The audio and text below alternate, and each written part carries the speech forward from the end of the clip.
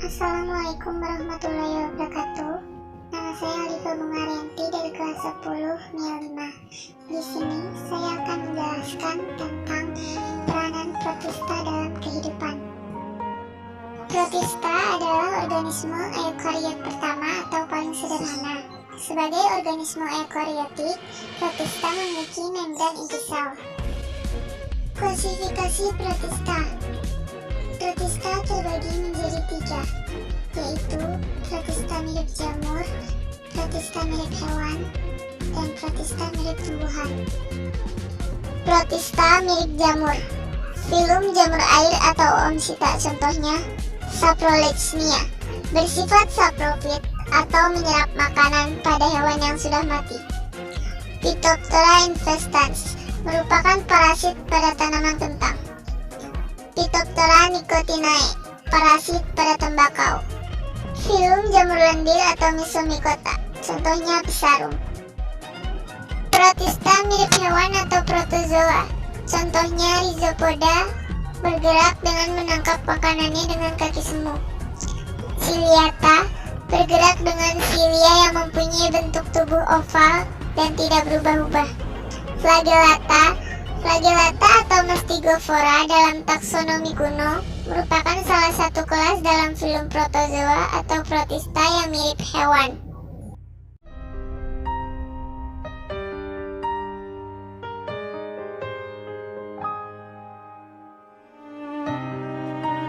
Protista mirip tumbuhan.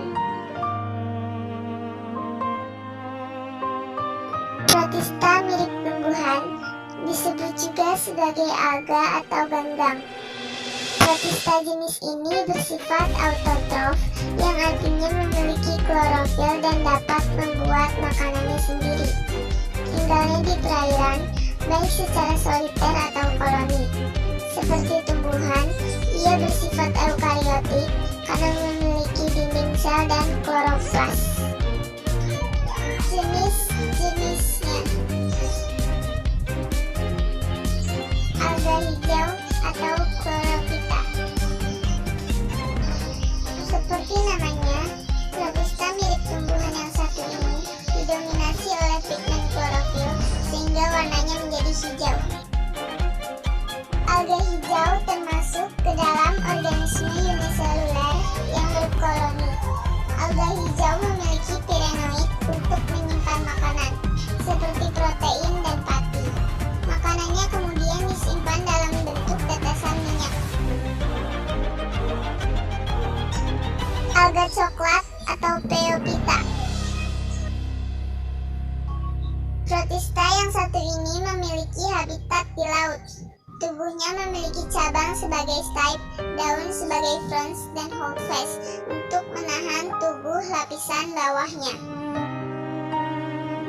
Warna coklat didapat dari pigmen klorofil A, C, fucoxanthin, karotenoid, dan xanthophyll. Alga keemasan atau Chrysophyta. Alga keemasan atau Chrysophyta memiliki ciri-ciri diantaranya pigmen yang terdiri dari karoten, xanthophyll, dan pigmen klorofil A dan C. Alga keemasan hidup di air laut dan bereproduksi secara aseksual dengan membelah diri maupun seksual dengan membentuk auxospora. Alga merah atau Rhodophyta. Alga merah hidup di air laut. Susunan tubuhnya kompleks karena ia termasuk organisme multiseluler.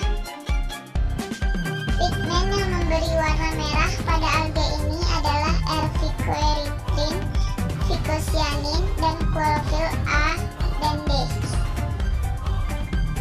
Peranan protista pada kehidupan yang menguntungkan. Pertama, zooplankton di ekosistem perairan sebagian besar adalah protista berklorofil yang berguna sebagai makanan ikan dan arthropoda. Entamuba coli di dalam usus besar mamalia ikut berperan dalam proses pembusukan sisa makanan. Foraminifera tertentu, dapat membentuk endapan tanah globigerina yang dapat digunakan sebagai petunjuk adanya minyak bumi. Radiolaria mempunyai kerangka dari zat kersik. Radiolaria yang mati akan meninggalkan cangkangnya dan membentuk tanah radiolaria yang dapat digunakan. Paramaecium dapat juga digunakan sebagai organisme indikator terjadinya pencemaran air oleh zat organik yang merugikan.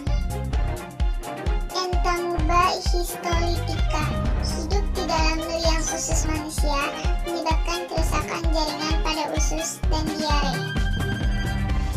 Entamuba hartmanni hidup di dalam liang usus manusia, penyebab disentri, tetapi efeknya tidak lebih parah dari Entamuba histolytica. Entamuba gingivalis hidup di dalam rongga mulut manusia, ada di sela-sela gigi atau di leher gigi, tenggorokan, dan tonsil. Tidak bersifat patotenik, akan tetapi dapat memperparah terjadinya radang gusi. Trypanosoma gambiens menyebabkan penyakit tidur pada manusia atau sleeping sickness atau trypanosomiasis. Protista ini hidup di dalam darah manusia. Faktor perantaranya adalah lalat cc dari jenis Glossina tatianix. Trypanosoma evansi menyebabkan penyakit surah pada ternak sapi, kuda, dan kerbau. Banyak terjangkit di daerah tropis termasuk